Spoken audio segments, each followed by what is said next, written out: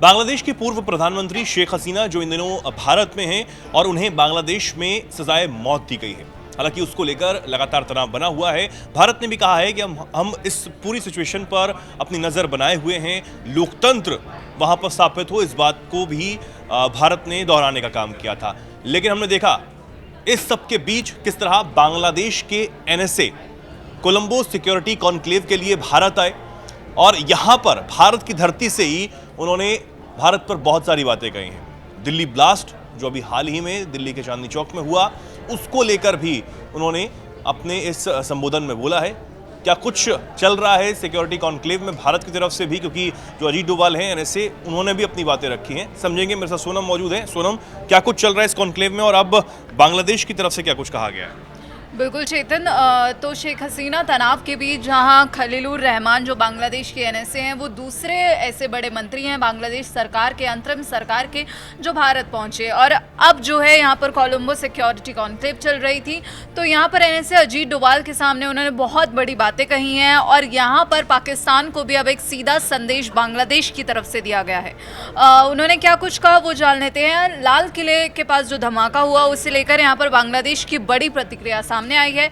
बांग्लादेश ने ये कहा है, यानी खलीलुर रहमान जो बांग्लादेश के एनएसए हैं, उन्होंने कहा है कि मैं हाल ही में दिल्ली के लाल किला में हुए भयानक विस्फोट में खोए गए और कई घायल हुए, यानी कि जिन लोगों की इसमें जान चली गई है उनके प्रति अपनी गहरी संवेदना व्यक्त करता हूं। हम इस जघन्य कृत्य की निंदा करते हैं। हमने भारत की सरकार को पहले ही बता दिया कि बांग्लादेश इस समय में, इस स्थिति में भारत में अपने भाइयों और बहनों के साथ कंधे से कंधा मिलाकर खड़ा है। तो यहाँ पर जो बयान है वो बांग्लादेश की तरफ से आया है। और चेतन, बांग्लादेश पर दरअसल लगातार जो है अभी हाल फिलहाल में ये आरोप लगते आए हैं कि बांग्लादेश की धरती का इस्तेमाल भारत के खिलाफ हो रहा है, वो भी पाकिस्तान के द्वारा। हमने तस्वीरें भी देखी थी और ये दावा जो है वो हवा में नहीं किया जा रहा था। लेकिन इसी बीच अब बांग्लादेश की तरफ से ये बयान आना अपने आप में महत्वपूर्ण और अहम हो जाता है, क्योंकि शेख हसीना को लेकर फिलहाल दोनों के बीच कोई बात तो नहीं हुई है, दोनों एनएसए के बीच कोई बात नहीं हुई। भारत और बांग्लादेश के बीच जो शेख हसीना का मुद्दा अभी भी फंसा हुआ है, उसे लेकर दोनों की तरफ से कोई भी प्रतिक्रिया नहीं आई है। लेकिन इसमें दिल्ली में जो धमाका हुआ, दिल्ली में जो आतंकी हमला हुआ और इसी के साथ जो इंडियन ओशन रीजन है, उसे लेकर काफी अहम बातें बोली गई हैं। अब बांग्लादेश ने आगे बोला कि लगातार जो वैश्विक आतंकवाद है उसकी हम निंदा करते हैं, जो टेररिज्म है उसके प्रति हमारी जीरो टॉलरेंस की नीति है बांग्लादेश की। इसी के साथ उन्होंने कहा कि किसी भी परिस्थिति में आतंकवाद के सभी रूपों के प्रति हमारी जो शून्य सहिष्णुता यानी कि जीरो टॉलरेंस है उसकी नीति है। और यहाँ पर उन्होंने जो है हिंद महासागर क्षेत्र के लिए कहा कि ये बहुत ही महत्वपूर्ण मंच है और सुरक्षा मंच के रूप में मैं इसे मानता हूं। और बंगाल की खाड़ी के एक तटीय राज्य के रूप में हिंद महासागर क्षेत्र में स्थिरता, शांति और समृद्धि हमारे राष्ट्रीय हित का एक प्रमुख तत्व है। तो यहाँ पर उन्होंने जो है ये सब कहा कि जो हिंद महासागर समुदाय के सभी सदस्यों की साझा समृद्धि के लिए एक स्वतंत्र, खुला, शांतिपूर्ण, सुरक्षित और समावेशी इंडियन ओशन यानी हिंद महासागर की कल्पना करता हूँ मैं। और संप्रभुता, समानता, क्षेत्रीय अखंडता और गैर हस्तक्षेप के सिद्धांतों के आधार पर, जैसा कि इस चार्टर में निहित है। तो यहाँ पर उनकी द्वारा से, उनके तरफ से ये बातें कही गई है। और उन्होंने कहा कि हम किसी भी बाहरी या फिर जो अंदरूनी वजह को दूसरे देश या समुदाय के लिए खतरा नहीं बनने दे सकते।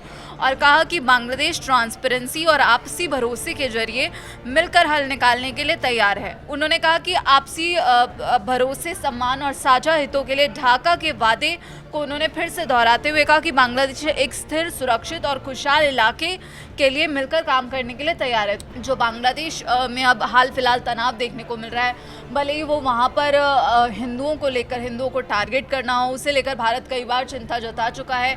और शेख हसीना के मुद्दे पर भी भारत, जब शेख हसीना को सजाए मौत दी गई तब भी भारत ने ही कहा कि हम बांग्लादेश के लोगों की जो शांति है, स्थिरता है, उसके लिए पूरी तरह प्रतिबद्ध है। तो अब यहाँ पर जो है रेड फोर्ट ब्लास्ट, दिल्ली के लाल किला के पास जो धमाका हुआ, उस पर बांग्लादेश की प्रतिक्रिया आई है। और ये कहीं ना कहीं पाकिस्तान के लिए बड़ा संदेश है कि बांग्लादेश भारत के साथ डटकर खड़ा है, कंधे से कंधा मिलाकर खड़ा है। और इंडियन ओशन रीजन पर बोलते हुए जो क्षेत्रीय अखंडता की बात हुई है, जो स्थिरता की बात हुई है, उससे कहीं ना कहीं चीन को भी संदेश मिला है। चेतन, आपको याद होगा अभी बीच में ऐसी खबरें आई थी कि चीन जो है जो उसके जहाज़ हैं वो कहीं ना कहीं वो भारत पर जो है नज़र बनाने के लिए, जो खुफिया जानकारी निकालने के लिए उसने वहाँ पर अपने जहाज़ उतारे हैं।